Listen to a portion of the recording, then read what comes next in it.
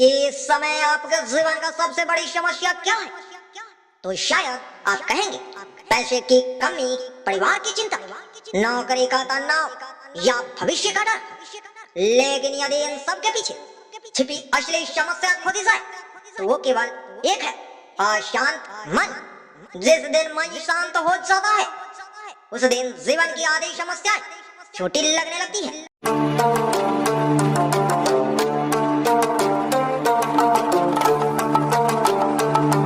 सुबह के 5 बजे थी, हल्की ठंडी हवा चल रही थी, पैरों पर पैरे पक्षियों की चहचहाट पूरे वातावरण को मधुर बना रही थी। गांव की गलियों में कुछ लोग टहल रहे थे, दूर मंदिर से घंटियां की आवाज आ रही थी।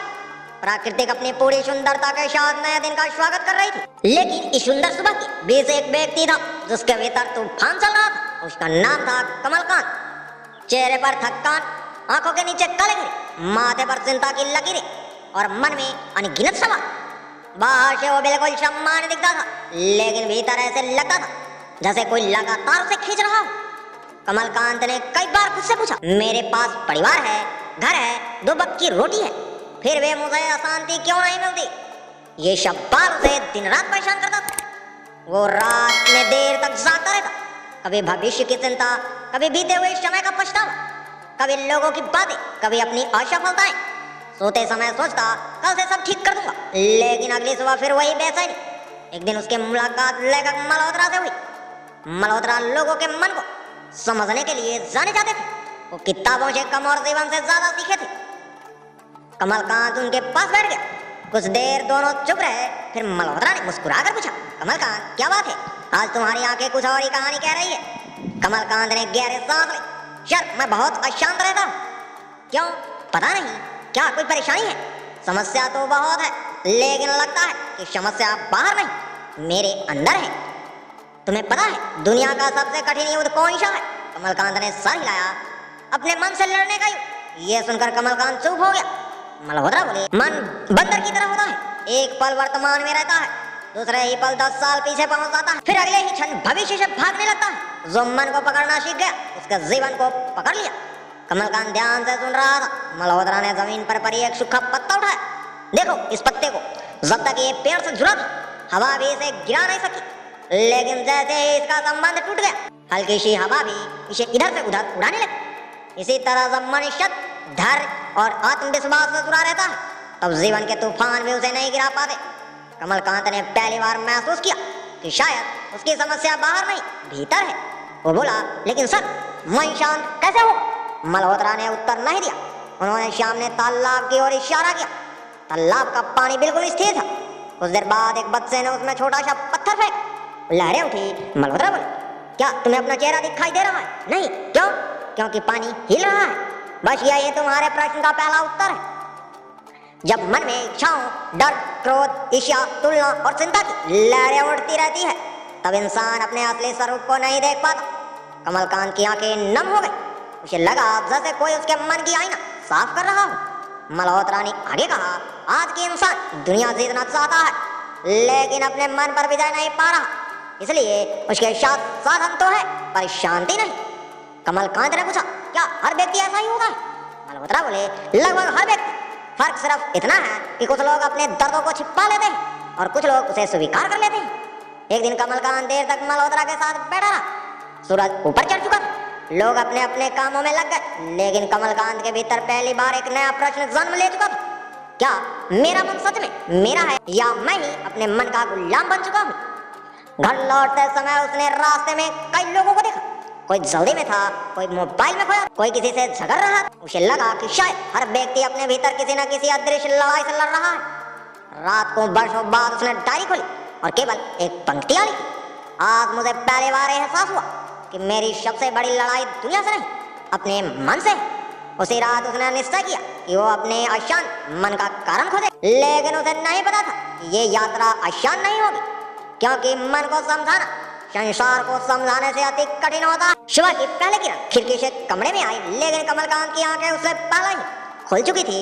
रात भर वो सो तो गया था, पर गहरी नींद नहीं आई। बार बार मल्होत्रा की कही बातें उसको मन में गूंज रही थी।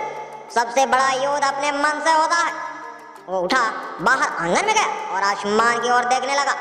पक्षी खुले आकाश में उड़ रहे थे। उन्हें देखकर उसके मन में विचार आया, ये पक्षी कितने स्वतंत्र है और मैं तो अपने ही विचारों को कैद में हूँ। उसने महसूस किया कि उसका शरीर थका नहीं था, बल्कि उसका मन थका हुआ था। दिन भर के काम करते समय भी उसका ध्यान बार बार भटक जाता। कोई पुरानी बात याद आती, कभी किसी को कही हुई कटु बात, कभी भविष्य की चिंता। ऐसे लगता था कि उसका मन वर्तमान में रहना ही नहीं चाहता। शाम को वो फिर मल्होत्रा के पास पहुंचा। मल्होत्रा एक पुराने बरगद के नीचे बैठे कुछ बच्चों को कहानी सुना रहे थे। कहानी समाप्त हुई तो बच्चे हंसते हुए चले गए। कमलकांत उनके सामने बैठ गया। मल्होत्रा ने मुस्कुरा कर पूछा, आज क्या सोच रहे हो? कमलकांत बोला, मैं पहली बार अपने मन को देखने की कोशिश की, वो एक पल भी शांत नहीं रहता।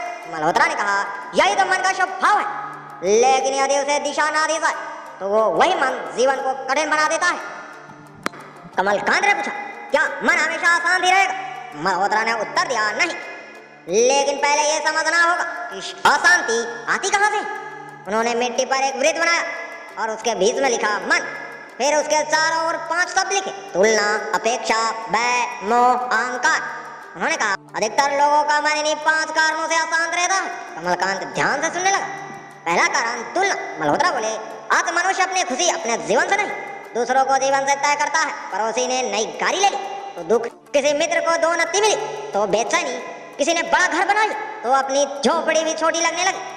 उसने मुस्कुराते हुए कहा, तुलना कभी खुशी नहीं देती, केवल कमी का एहसास कराती है। कमलकांत को अपने कई पुराने प्रसंग याद आ गए।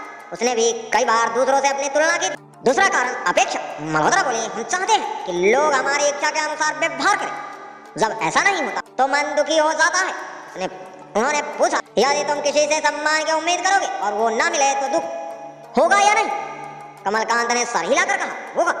तो दुख का कारण वो व्यक्ति नहीं, तुम्हारी अपेक्षा है। ये सुनकर कमलकांत कुछ देर तक मौन रहा। तीसरा कारण भय, भविष्य का डर, असफलता का डर, बीमारी का डर, लोगों की राय का डर। मल्होत्रा बोले, डर हमें उस चीज से भी परेशान कर देता है जो अभी हुई ही नहीं। कमलकांत को याद आया कि वो कई रात केवल कल्पनाओं में डरते हुए बिताता था। चौथा कारण, जिससे जितना अधिक चिपकाव होगा उसके खोने का डर भी उतना ही अधिक होगा। प्रेम और मोह में अंतर है। प्रेम स्वतंत्र करता है, मोह बांध देता है। कमलकांत ने पहले बार इस अंतर पर गंभीरता से विचार किया। पांचवा कारण अहंकार। मल्होत्रा ने कहा, अहंकार केवल ये नहीं कि मैं सबसे बड़ा हूँ, अहंकार ये भी है कि मैं कभी गलत नहीं होता। जब कोई हमारी आलोचना करता है तो सबसे पहले हमारा अहंकार घायल होता है, सत्य नहीं। कमलकांत ने गहरे सांस ली। उसे लगा जैसे उसके जीवन की परतें धीरे धीरे खुल रही हो। कुछ देर बाद मल्होत्रा उसे गांव के बाहर बहती छोटी नदी के किनारे ले गए। नदी एक शांत गति से बह रही थी। उन्होंने कहा, देखो, ये नदी कभी अपने बहाव की तुलना समुद्र से नहीं करती, इसलिए ये हर मोड़ पर गाती हुई आगे बढ़ती है। यदि ये रुक जाए और सोचने लगे कि मैं समुद्र से इतनी बड़ी क्यों नहीं हूँ, तो इसका अस्तित्व ही समाप्त हो जाएगा। कमलकांत नदी को देखता रहा। उसने पहली बार महसूस किया कि प्रकृति बिना शिकायत के अपना कार्य करती है। वापसी में रास्ते में एक वृद्ध किसान मिले। उसके कपड़े साधारण थे, लेकिन चेहरे पर अद्भुत संतोष था। कमलकांत ने पूछा, बाबा, क्या आपके जीवन में कोई चिंता नहीं है? वृद्ध मुस्कुराए, चिंता तो आती है बेटा, लेकिन मैं उसे मेहमान की तरह रखता हूँ, मालिक नहीं बना। ये वाक्य कमलकांत के हृदय में उतर गया। रात को उसने फिर अपनी डायरी खोली। इस बार उसने लिखा, आज समझ में आया कि मेरा मन दुनिया से नहीं, मेरी सोच से अशांत है।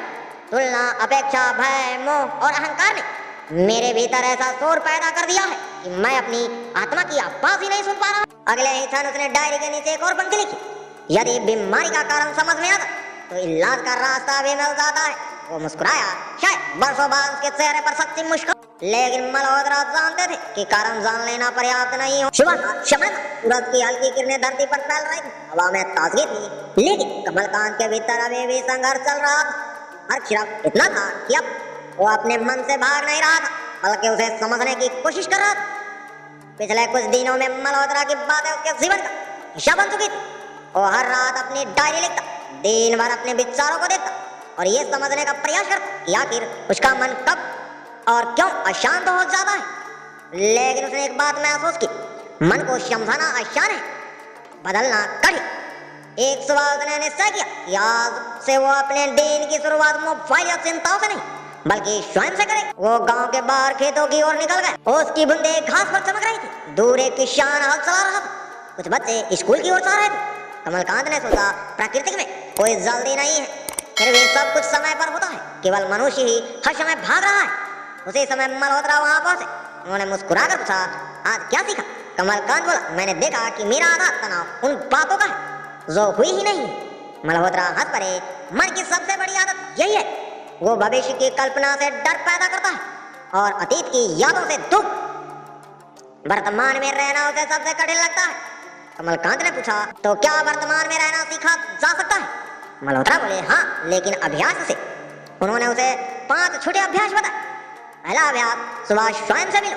उन्होंने कहा, सुबह उठते ही दुनिया से मत मिलो, पहले 5 मिनट अपने आप को मिलो, शांत बैठो, गहरी सांस लो, ईश्वर को धन्यवाद दो, एक नया दिन मिला है। कमलकांत ने अगले दिन ये अभ्यास शुरू कर दिया। पहले दिन मन भटकता रहा, दूसरे दिन भी, तीसरे दिन भी थोड़ा अंतर महसूस हुआ। उसे लगा कि भीतर का शोर थोड़ा कम हो रहा है।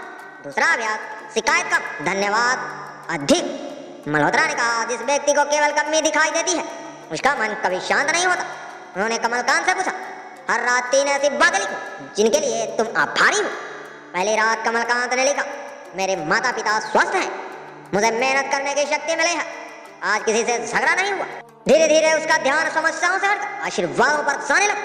तीसरा अभ्यास, अपनी तुलना केवल कल वाले स्वयं से करो। एक दिन गांव में उसका मित्र नई मोटरसाइकिल लेकर आए। पहले जैसा कमलकांत होता तो मन में ईर्ष्या होता, लेकिन इस बार उसने मुस्कुराकर उसे बधाई दी। घर लौटते समय उसने खुद से कहा, मुझे उससे बड़ा नहीं बनना है, मुझे कल वाले कमलकांत से बेहतर बनना है। उस रात उसे बहुत हल्कापन महसूस हुआ। चौथा अभ्यास, क्षमा करना सीखो। कमलकांत के मन में एक पुराने मित्र के प्रति वर्षों से नाराजगी थी। हर बार उसका नाम सुनते ही मन भारी हो जाता। मल्होत्रा ने कहा, जिसे तुम माफ नहीं करते उसे नहीं, खुद को सजा देते हो। कुछ दिन बाद कमलकांत उस मित्र से मिला। उसने मुस्कुराकर कहा, पुरानी बातें यहीं समाप्त करते हैं। उसे क्षण से लगा जैसे वर्षों से कंधों पर रखा बोझ उतर गया हो। 5वां अभ्यास, कुछ समय मौन में बिता। मल्होत्रा बोले, दुनिया का शोर जितना बाहर है उससे कहीं अधिक भीतर है। मन उस शोर को सुनने और समझने की अवसर देता है। अब कमलकांत प्रतिदिन कुछ समय अकेले बैठने लगा। शुरुआत में बेचैनी होती थी, फिर धीरे धीरे वही मौन उसे अच्छा लगने लगा। एक दिन कमलकांत ने मल्होत्रा से पूछा, क्या मन कभी पूरी तरह शांत हो जाता है? मल्होत्रा मुस्कुराए। उन्होंने पास खड़े पीपल के पेड़ की ओर इशारा किया, देखो, इस पेड़ को हवा चलती है तो क्या इसकी पत्तियां हिलती है, लेकिन इसकी जड़ें नहीं हिलती। शांत मन का अर्थ ये नहीं कि जीवन में समस्याएं नहीं आएगी। शांत मन का अर्थ है समस्या आएगी लेकिन तुम्हारी जड़ें नहीं हिलेगी। ये बात कमलकांत के हृदय में उतर गई। उसने अपने जीवन में छोटे छोटे बदलाव जारी रखे। वो अब भी बिना कारण बहस नहीं करता था। लोगों की हर बात का उत्तर देना उसने छोड़ दिया। सोशल मीडिया पर घंटों समय बिताने की आदत कम कर दी। सुबह टहलना शुरू किया। माता पिता के साथ बैठकर बातें करने लगा। मंदिर जाकर कुछ देर शांत बैठा। धीरे धीरे गांव के लोगों ने भी उसका स्वभाव में परिवर्तन देखना शुरू किया। एक पड़ोसी ने कहा, कमलकांत, पहले तुम हर समय तनाव में रहते थे, अब तुम्हारे चेहरे पर अलग ही शांति दिखाई देती है। कमलकांत मुस्कुराए। वो जानता था कि ये परिवर्तन बाहर नहीं भीतर हुआ। उस रात उसने अपनी डायरी में लिखा, मन को जीतने का कोई जादुई मंत्र नहीं है, ये छोटे छोटे सही निर्णयों का परिणाम है जिन्हें हर दिन दोहराना पड़ता है। मल्होत्रा ने अगले दिन डायरी पढ़ी और कहा, अब तुम सही रास्ते पर हो, लेकिन याद रखना, जीवन तुम्हारी परीक्षा अवश्य लेगा। यदि कठिन समय में भी मन शांत रहा तभी समझना कि तुमने वास्तव में मन पर विजय पाना शुरू कर दिया है। कमलकांत ने सिर झुका दिया। उसे अब समझ आने लगा था कि मन की शांति किसी बाजार में मिलने वाली वस्तु नहीं, बल्कि प्रतिदिन किए गए सही कर्मों का फल है। लेकिन उसे अभी एक अंतिम परीक्षा से गुजरना था, ऐसी परीक्षा जहां उसके धैर्य, विश्वास और आत्मबल की वास्तविक कसौटी होने वाली थी। जीवन तब तक हमारी तैयारियों पर विश्वास नहीं करता जब तक वो हमारी परीक्षा ना लेंगे। कमलकांत के साथ भी यही हुआ। पिछले कुछ महीनों से उसका जीवन बदल चुका था। वो नियमित रूप से सुबह जल्दी उठता, कुछ समय मौन में बैठता, डायरी लिखता, माता पिता के साथ समय बिताता और हर परिस्थितियों में स्वयं को संभालने का प्रयास करता। गांव के लोग अब उसे पहले जैसा चिड़चिड़ा और परेशान व्यक्ति नहीं, बल्कि एक शांत और समझदार इंसान के रूप में देखने लगे। लेकिन एक सुबह ऐसा समाचार मिला जिसे उसके भीतर फिर से हलचल पैदा कर दी। उसके पिता अचानक खेत में काम करते समय गिर पड़े। गांव के लोग दौड़ कर उन्हें घर लाए। कमलकांत तुरंत उन्हें अस्पताल लेकर गए। डॉक्टर ने जांच के बाद कहा कि परिस्थिति गंभीर तो नहीं, लेकिन कुछ दिनों तक विशेष देखभाल करनी होगी। कमलकांत के सामने कई चिंताएं एक साथ खड़ी हो गई। घर की जिम्मेदारी, अस्पताल का खर्च, खेत का काम और पिता की सेवा। कुछ क्षण के लिए उसका मन फिर डगमगाया। उसे लगा जैसे पुराने दिन वापस आ गए। उसी रात अस्पताल के बाहर वो अकेला बैठा था। उसने आसमान की ओर देखा और धीरे से कहा, हे प्रभु, मैं तो मन को शांत करना सीखना शुरू ही किया था, फिर इतनी कठिन परीक्षा की। उसी समय मल्होत्रा वहां पहुंचे। उन्होंने कमलकांत के कंधे पर हाथ रखा और पूछा, क्या सोच रहे हो? कमलकांत की आंख में आंसू आ गए। शायद मैं फिर से टूट रहा हूँ। मल्होत्रा ने शांत स्वर में कहा, नहीं, तुम टूट नहीं रहे हो, तुम्हारी परीक्षा हो रही है। कमलकांत चुप रहा। मल्होत्रा बोले, याद है मैंने क्या कहा था? मन, शांत मन का अर्थ समस्याओं का न होना नहीं, शांत मन का अर्थ है समस्याओं के बीच भी सही निर्णय लेना। उन्होंने अस्पताल के बरामदे में बैठे लोगों की ओर इशारा किया। यहाँ हर व्यक्ति किसी न किसी दर्द के साथ बैठा है, फर्क केवल इतना है और कोई दर्द से सीख जाता है। कमलकांत ध्यान से सुन रहा था। मल्होत्रा ने कहा, दुख जीवन का हिस्सा है, लेकिन दुखी बने रहना हमेशा आवश्यक नहीं होता। ये वाक्य उसके मन में उतर गया। अगले दिन उसने शिकायत करना बंद कर दिया। वो पिता की सेवा पूरे मन से करने लगा। डॉक्टर जो कहते वही कर, घर के लोगों को भी साहस देता। रात को जब अकेला होता तब प्रार्थना करता, इस बार परिस्थिति बदलना आपके हाथ में है, लेकिन मेरा धैर्य बनाए रखना भी मेरे हाथ में। कुछ दिन बाद पिता की तबीयत में सुधार होने लगा। कमलकांत ने राहत की सांस ली, लेकिन परीक्षा यहीं समाप्त नहीं हुई। इसी बीच उसके पुराने व्यापार में आर्थिक नुकसान हो गया। कई लोगों ने उसे ताने दिए। देखा, इतना शांत बनने से कुछ नहीं होता। दुनिया चालाक लोगों की है, सीधे लोगों की नहीं। पहले वाला कमलकांत होता तो इन बातों से टूट जाता, लेकिन इस बार उसने केवल मुस्कुरा कर, समय बदलता है इसलिए परिस्थितियां भी बदलेगी। इसके इस उत्तर ने लोगों को भी सोचने पर मजबूर कर दिया।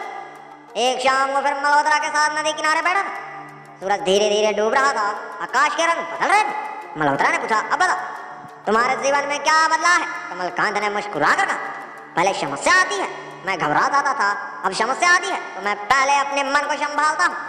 मल्होत्रा संतुष्ट हो गए। उन्होंने कहा, यही मन की साधना है। फिर उन्होंने एक छोटी सी कहानी सुनी। एक राजा ने अपने मंत्री से पूछा, जीवन का सबसे शक्तिशाली व्यक्ति कौन है? मंत्री ने उत्तर दिया, वो जो अपने क्रोध के समय शांत रह सके, अपने दुख के समय आशा रख सके और अपनी सफलता के समय विनम्र रह सके। कमलकांत ने महसूस किया कि सच्ची जीत बाहर नहीं भीतर होती है। अब वो हर सुबह स्वयं से 3 प्रश्न पूछने लगा। क्या आज मैं किसी का भला कर सकता हूँ? क्या आज मैं किसी बात पर अनावश्यक क्रोधित नहीं होऊंगा? क्या आज मैं ईश्वर का धन्यवाद करना नहीं भूलूंगा? धीरे धीरे उसके जीवन में संतुलन आने लगा। एक दिन गांव का एक युवक उसके पास आया। उसने कहा, भैया, मेरा मन हमेशा परेशान रहता है, क्या करूं? कमलकांत मुस्कुराया। उसे लगा जैसे कुछ महीने पहले ही वही प्रश्न उसने मल्होत्रा से पूछा था। उसने युवक से कहा, मन को शांत करने की शुरुआत दुनिया बदलने से नहीं, अपनी सोच बदलने से होती है। दूर खड़े मल्होत्रा ये सब देख रहे थे। उसकी आंखों में संतोष था। उन्होंने मन ही मन जिस दिन से स्वयं किसी और का मार्गदर्शन करने लगे, समझो सिख सफल हो गए। लेकिन अभी कहानी पूरी नहीं हुई थी, क्योंकि जीवन का सबसे बड़ा उत्तर केवल अनुभव नहीं, बल्कि उस अनुभव से मिली सीख होती है। और वही सीख कमलकांत को हमेशा के लिए बदलने वाली थी। सुबह का समय था। पूर्व दिशा से उगता हुआ सूरज अपने सुनहरे किरणों से पूरे गांव को प्रकाशित कर रहा था। पक्षियों का मधुर कलेवर वातावरण को आनंदमय बना रहा था। हवा में ताजगी थी और पेड़ों की पंक्तियां मानव प्रकृति की संगीत गा रही। कमलकांत आज भी उसी बरगद के पेड़ के नीचे बैठा था, जहाँ कुछ महीने पहले वो पहली बार मल्होत्रा से मिला था। फर्क सिर्फ इतना था कि उस दिन उसकी आंख में बेचैनी थी और आज उसे संतोष था। वो मुस्कुरा रहा था। उसी समय मल्होत्रा वहां पहुंचे। उन्होंने पूछा, कमलकांत, आज मन कैसा है? कमलकांत ने हाथ जोड़कर कहा, पहले मैं परिस्थितियों को बदलना चाहता था, आज मैंने स्वयं को बदलना सीख लिया है। अब समस्याएं आती है, लेकिन मेरे मन पर पहला जैसा अधिकार नहीं कर पाती। मल्होत्रा मुस्कुराए। उन्होंने कहा, यह जीवन का सबसे बड़ा परिवर्तन है। दोनों कुछ देर तक मानो बैठे रहे। फिर मल्होत्रा बोले, कमलकांत, क्या तुम्हें पता है कि दुनिया का सबसे अमीर व्यक्ति कौन है? कमलकांत ने कहा, जिसके पास सबसे अधिक धन हो। मल्होत्रा ने सर हिलाया। नहीं, सबसे अमीर वो है जिसे रात में चैन की नींद आती है, जिसके मन में किसी के प्रति द्वेष नहीं है, जो अपनी आवश्यकताओं से अधिक इच्छाओं का गुलाम नहीं है और जो हर परिस्थितियों में ईश्वर पर विश्वास रखता है। कमलकांत की आंखें नम हो गई। उसने अपने पुराने दिन याद आए। वो छोटी छोटी बातों पर परेशान हो जाता था। लोग क्या कहेंगे, यही सोचकर निर्णय ले लेता था। भविष्य की चिंता में वर्तमान खो देता था। अतीत के पछतावे में आज का आनंद भूल जाता था। आज उसे एहसास हुआ कि उसका सबसे बड़ा शत्रु कोई व्यक्ति नहीं था, बल्कि उसका अनियंत्रित मन था। उसे समय गांव के कुछ युवक वहां आए। उन्होंने कहा, कमलकांत भैया, हमने सुना है कि अब आप लोगों की परेशानियां भी सुनते हैं। हमारा मन भी बहुत बेचैन रहता है, हमें भी कुछ बताइए।